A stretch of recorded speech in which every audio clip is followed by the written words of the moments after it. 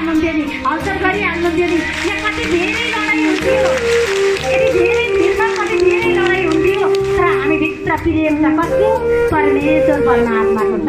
त्यही भएर हामी ठोकिए पनि, गर्मी भए पनि, गन्ध आए पनि हामी ईश्वर तपाईँलाई धन्यवाद। 3 घन्टाको समय मेरो लागि असाध्यै पवित्र छ भनेर मन बनाएर बस्छौँ। जब एउटा शाखा हाम्रो साँकोमा नपठाइ भएको थिएन, म्याम हजुरसँग कुरा गरी छिटो गर्नु भन्नुभयो। अनि जब जहिले ल्याऊ भनेको र लान्छु भनेको, खान्छु भनेकोमा धेरै फरक पर्छ। कतिलाई चाहिँ महिना भन्ने के हो, बाधा के हो, रोकाट के हो, महिना गरेपछि के पालामा गर्नुपर्छ, आफू कस्तो हुनुपर्छ, आफू कस्तो गर्नुपर्छ, आफ्नो बोलीलाई कस्तो बनाउनुपर्छ, आफ्नो सोचलाई कस्तो बनाउनुपर्छ, आफ्नो आत्मालाई कस्तो बनाउनुपर्छ, बस्दै ठाउँ थाहा छैन।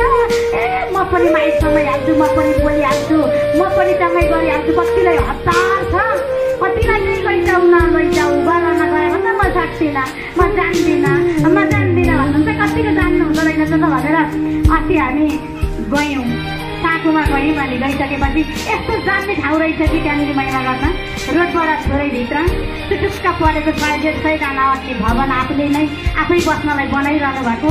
अहिले त्यो भवनमा कोही पनि नबस्नु भएर खाली भएको, ठ्याक्कै आँखा पुग्यो। अब तपाईँ साँकोमा यहीँ महिना गर्नु है भनेर हाम्रो सानो माया नामले अर्को शनिबारदेखि साँकोमै महिना धुमधाम गर्नु हुन्छ। माइकबाटै मैले भने अब सकिन किन भन्ने यो कुरा हुँदैन होइन। जब त्यो ठाउँ हेरेर आइसकेपछि घरमा आएर बसेको थिएँ, म पनि बेस्तरी उत्साहित भएँ। एउटा शाखा अनि म्याम हजुरसँग कुरा गरेँ, म्याम हजुर पनि बेस्तरी उत्साहित हुनुभयो। जब यस्तो गर्छ यो गवाईलाई एकदम ध्यान दिएर सुन्नु। अनि यही हाम्रो जुट्ने जन हुनुहुन्छ।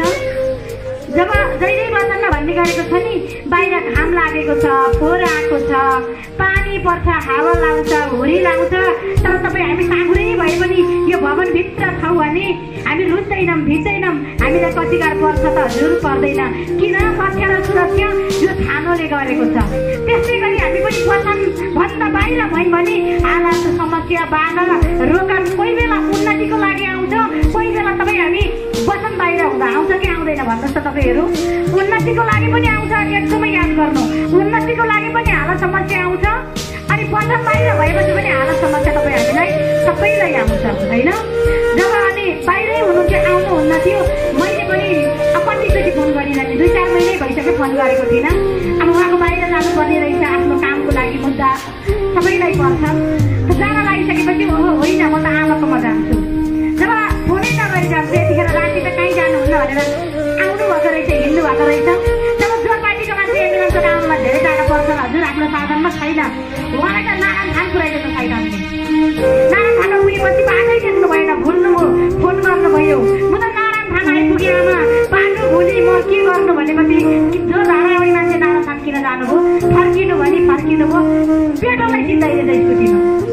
बुझ्नुभयो नि? यस्तो काम गर्छ नि शैतानले, एकदमै याद गर्नु, यो सबैको लागि। अब पेट्रोललाई नचिन्ताएपछि न त्यसलाई बोक्नु, अँधेरो भइसक्यो, 7 बजिसक्यो। अनि एउटा आमाको मन हो, छोरी नआइपुगे तपाईँ मन तडपिन्छ। अनि मैले फोन गर्न थालेँ, कहाँ आइपुग्नुभयो, पेट्रोलै छैन, ल पेट्रोल हालेर आइसक्छ, बाटो खुल्यो भनेर।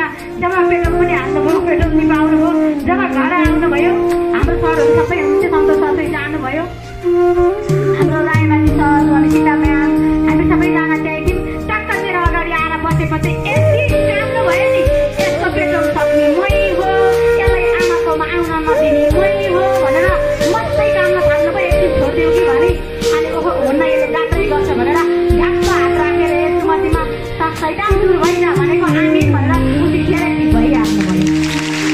आमा भनी फोन गरी पेट्रोल जिताइदिए, बाटै मिलाइदिए, बाटै अर्को लगाइदिए।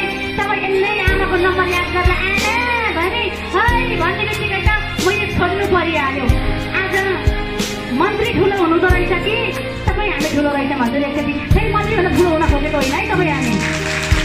मन्त्रीले हटभन्दा हट्न त हट्छ त हजुर, तर हाम्रो यो सानो बच्चाले हाम्रो मेरो त्यो पूर्णता नाच्नेले आटा गर्थे आमिन भन्छौँ, हामीले चक भइहाल्छ। 15 महिनाको बच्चाले पनि हात राख्दाखेरि तपाईँ हामीले हटाउन सक्ने शक्ति तपाईँ हामीसँगै छ भने को ठुलो रहेछ एकचोटि तपाईँहरू विचार गर्नु त। अनि मैले पछि हाम्रो मन्त्रले त्यस्तो कानको टिक्नु भएको रहेछ, सीता म्याम ठ्याक्क मेरो पछाडि आएर बस्नुभयो। सर त बिचरा डुलु परेर हेर्नुभयो, छक्क पर्नुभयो। घरमा गएर नि भन्नुहुन्थ्यो अरे कस्तो शक्ति परमेश्वरमा, म त यो कामको मान्छेलाई अब के गर्ने होला भनेको थिएँ, तर एकै समयमा ऊ ठिक भइहाल्यो। कसले गरिदिनु भयो? परमेश्वरले गर्नुभयो। बाहिर भयो, डिप्रेसन भयो, यसलाई औषधि खुवाउनुपर्छ होइन, यसलाई लटाउनुपर्छ, सुई चाहिन्थ्यो भने परमेश्वरमा केही चाहिँदैन हजुर। केही भएर अहिले नै आज नै मेरो केही भएन नभन्नु। आजबाट सबै काम मेरो भइसक्यो पिता, तपाईँले गरिदिनु भयो। तपाईँ रोगमा हुनुहुन्छ, पीडामा हुनुहुन्छ, चिन्तामा हुनुहुन्छ, हजुरको काम बनेको छैन, तर तपाईँ बोल्नुहोस् कि मेरो काम भइसक्यो, मेरो भित्ता लागिसक्यो, मैले जागिर पाइसकेँ, मेरो घरमा शान्ति भइसक्यो, मेरो बालबच्चामा सबैमा परमेश्वरको आशिष परिसक्यो, मैले परमेश्वरमा विश्वास गरेको छु भनेपछि परमेश्वरले नदिएर सुखै छैन, अहिले दिइसक्नुभयो। परमेश्वर यस्तो महान हुनुहुन्छ। त्यही भएर हजुर जति पनि म आजै आएको छु, मैले पढेको छुइनँ, मैले केही जानेको छुइनँ, मलाई थाहा छैन नभन्नु। सबैले पढ्नु भएको छ, कहाँको पढ्नु भएको छ? यो यहाँको डिग्री पास गर्ने नाश भएर जान्छ हजुर। कलेज स्कुलमा गएर डिग्री पास गर्नुभएको छ, पाइलट हुनुहुन्छ, डक्टर हुनुहुन्छ, त्यो नाश भएर जान्छ। तर शब्द एउटै मात्रै, पिता तपाईँलाई धन्यवाद, मसीहको नाउँमा भन्नुहुन्छ, कहिल्यै पनि नाश भएर जाँदैन। न शास्त्र चाहिन्छ, न पवित्र किताब चाहिन्छ, न स्कुलसम्म पुग्न पर्छ, कहीँ पुग्न पर्दैन, मात्रै मेरो पिता तपाईँले मलाई सृष्टि गर्नुभयो, रचना गर्नुभयो।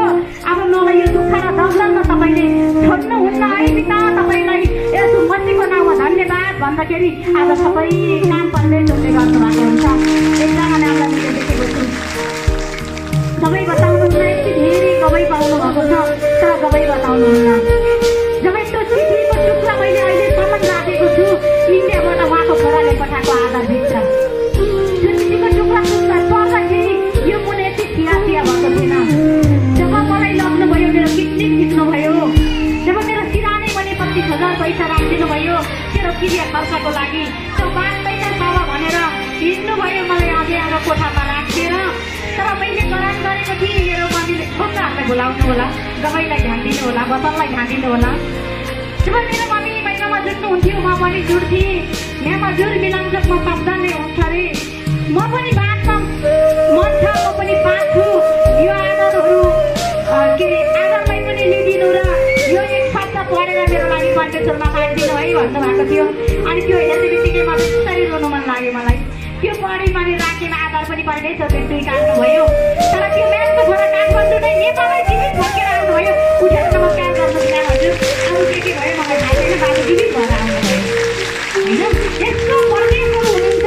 त बाहिरको संसारको मान्छेले माग्नलाई किन्ने झिकेर उसलाई 25,000 पैसा तँलाई किने खर्च भनेर लेखेर छोडिदिनु भयो भने त्यो प्रार्थना परमेश्वरले सुन्नु भएर तयारी बनाएर आएर नेपालमै यतै केही गर्दै हुनुहुन्छ। आउने यज्ञको परमेश्वरले बनाउनु भयो। त्यही भएर तपाईँहरूले वचनलाई खालखाल नसोच्नु। यसले गरेर पनि के हुन्छ र यसले भन्दा धेरै हामीले जान्दछौँ, हामीलाई नै आउँछ, हामीले पढे लेखेका छौँ। कतिले भन्दै हुनुहुन्छ शास्त्रको वचनै हुँदैन मिलाउँछमा, शास्त्रको वचन च्यातेर जान्छ हजुर। आत्माको वचन कहिल्यै पनि तातिँदैन, कहिल्यै पनि बेच्दैन।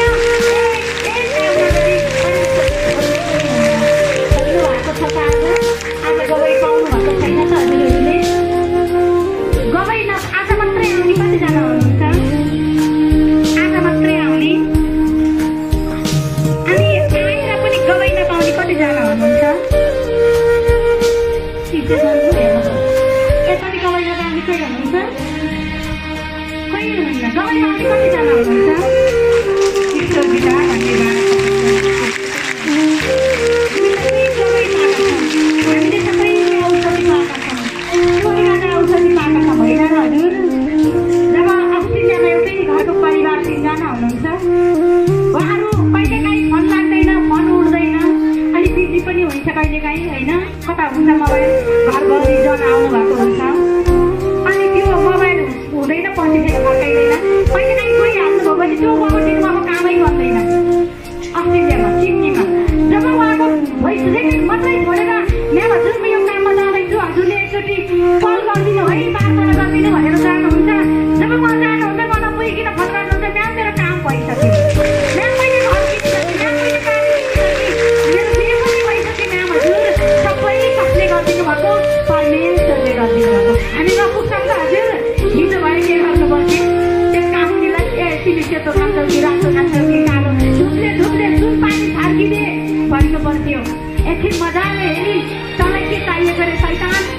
भनेको म यसलाई शक्ति बाँधिन्छु, यसको काम नन बनाउँछु, पेट्रोल पनि चिप्लाएँ मैले यसलाई सक्न भनेर यो आइहालिने अब यसको काम भइहाल्छ नि। ऊ पनि जान्दछ, ऊ पनि दोस्रोलाई पनि कहाँ आत्मै हो, ऊ पनि त आत्मा हो, बुढी आत्मा हो होइन।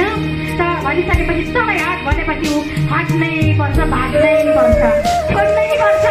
तर हिजो जति पनि कामले भने तिमी सेतो भाले खान्छौ कि रातो भाले खान्छौ कि कालो भाले खान्छौ कि ल्याउ सुनपानी छर्क्यौँ भनेर सुनपानी छर्किनु पर्थ्यो भने आज हामीले केही छर्किनु पर्दैन। पिता तपाईँलाई धन्यवाद भनेर सुम्पेपछि सबै काम पुरा परमेश्वरले गरिदिनुहुन्छ। जब म जहिले पनि भन्छु मनुष्यको गुण सबैले भुल्छौँ होइन। परमेश्वरले भन्नुभएको छ मेरा बच्चा मनुष्यमा कहिल्यै भर नपर, निधन पनि नपर, अगुवामा पनि नपर, तिमी जहिल्यै भर मेरो वचनमा पर, ममा पर। छेपालाले त लौ भन्दा अप्ठ्यारो पऱ्यो भने मात्रै भेट्छ, मनुष्यले त सेकेन्डमा भेट्छ। तिमीले त्यसको सबै कुरा पूर्ता गर्न सक्छौ र सक्दैनौ। त्यही भएर मेरा वचनलाई पुरा गर है भन्नुभएको थियो। अहिलेसम्म यति राम्रोसँग वचन कहिले पुरा गर्नुभएको छ। गवाईले कहिलेकाहीँ अहिले आएर बाहिरै बसे होला सायद होइन। उसले गवाई भन्न लाग्छ आमाले भनेर बाहिरै बसेको हुन्छ। ज्ञान यति मुसै छु कि म मेरो पिता तपाईँलाई धन्यवाद। बाउ छोरा यति वचनमा पक्का रहेछन् कि कञ्चनपुर जानको गवाईले मेरो जीवनमा उनीहरूको घर परिवार सबै सकिएको यति हालतमा आउनुभएको। बाउ पनि छोरा देख्न नसक्ने, छोरा पनि बाउ देख्न नसक्ने, काठमाडौँकै घर गाडी सबै चिसियो रित्यो। अनि म कञ्चनपुर जाँदाखेरि उसैको गाडी लिएर गएको थिएँ। अनि बाउले भने नानी यो ईश्वर ठुलो कि हाम्रा भगवान् ठुलो, यो कहाँबाट आएको, यो चाहिँ यस्तो मध्येमा हट भन्ने बित्तिकै हुँदो रहेछ भनेपछि बुवा सबैलाई बनाउने परमेश्वर सृष्टिकर्ता एउटै हुनुहुन्छ। परमेश्वरले नै बनाएको हो बुवा, अरू सबैलाई। एउटालाई कसले बनाएको नानी भन्नुभयो, सबैलाई परमेश्वरले बनाउनु भएको बुवा। मैले बुझेको यति हो, अरू कुरा म म्यामलाई सोधौँला भने मैले। त्यसो भए तिमीले हो मान्छौ भने आज यो ज्ञानेलाई र मलाई उ गर। यसले जहाँ रक्सी खान छोड्यो भने म यसलाई उही त्यो वनस्थलीमा घर बनाइदिन्छु। यसले खान छोडेन भने आज कि यही कन्दलीमा हात हालेर यो मर्नुपर्छ कि म मर्छु। तिमी कञ्चनपुर त जानै पाउँदैनौ, हामी दुईजनालाई यो तिमी गएरै जानुपर्छ। आजबाट मैले तिमीलाई आत्माको छोरी मान्छु भनेर त्यो बुवाले भन्नुभयो। अनि मैले दुवैजना बाल छोरालाई राखेँ। हो त यसो गर्छस् भन्दा गऱ्यो। अनि फेरि दुवैजना बाल छोरालाई हात राखेर सँगाइदिए। त्यो दिनदेखि बाउ छोरा यति दिनु भयो बुवाले वनस्थलीमा खाएको भए पनि घरै बनाइदिनु भयो। जब हामी उता सानोबाट फर्किँदै छौँ त उसले गाडी दियो, स्कर्पियो दियो होइन। त्यो उसका स्कर्पियो दियो भनेर फेरि कतिमा लाग्दा उसले स्कर्पियो ल्याएको यसलाई के नै भएको भन्ने गरे होला। तर मलाई लाग्छ म भाडा दिएरै हिँडिन्छु। म त्यस्तै कसैको पनि हिँड्दिनँ, मलाई चाहिँदा पनि चाहिँदैन। मलाई सबै परमेश्वरले पूर्ण गर्नुभएको छ। तब गाडी किनेछ स्कर्पियो। अनि फोन गर्यो मम्मी मैले गाडी किनेँ, स्कर्पियो किनेँ, तपाईँको छोराले गाडी किन्यो। तब टिकापुरको लाल पूजा आउदिनु भयो बुवाले। तेरो के काम मिलेको छैन मम्मीलाई सोधेर सब काम सौदा भन्नुभयो मम्मी भनेर। आज त यति खुसी भएर फोन गर्यो पिता आज राति स्कर्पियो काठमाडौँ लिएर आइपुग्यो। यो कसको योजना त परमेश्वरको योजना। अनि ऊ भूमिमा भगनमा पक्का भयो। किन भयो त बाले पनि पक्का हुनुभयो, छोराले नि पक्का गर्नुभयो। यो आशिष खानले पाउनुहुन्छ, निता म्याम र निर्मला म्यामले पाउनुहुन्छ। उसलाई सुसमाचार सुनाउनु भयो, सत्य बाटो देखाउनु भयो। तेरो समस्या के छ भन्न भन्दा निताले भन्छ म भन्दिनँ भन्ने मान्छे आज गाडी किनेर मामी भएर फेरि त्यही ठाउँमा हिरो भएर राख्नुभयो। परमेश्वरले आज तपाईँ जित्ने म जित्ने मेरो केही पनि छैन नभन्नु। मेरा बच्चा तिमी तब तिमीलाई शैतानले हिरो बनाउँछ नि त्यो बेला पनि धैर्य गर, सठिक रहौ, पिता भन्न नछोड। त्यही बेला कपक्का टिपेर मैले तिमीलाई हिरो बनाउँछु भन्नु हो नि। परमेश्वरलाई चिन्नु नछौ, जाने नछौ। त्यही भएर तपाईँहरू कसैले चिन्ता नगर्नु,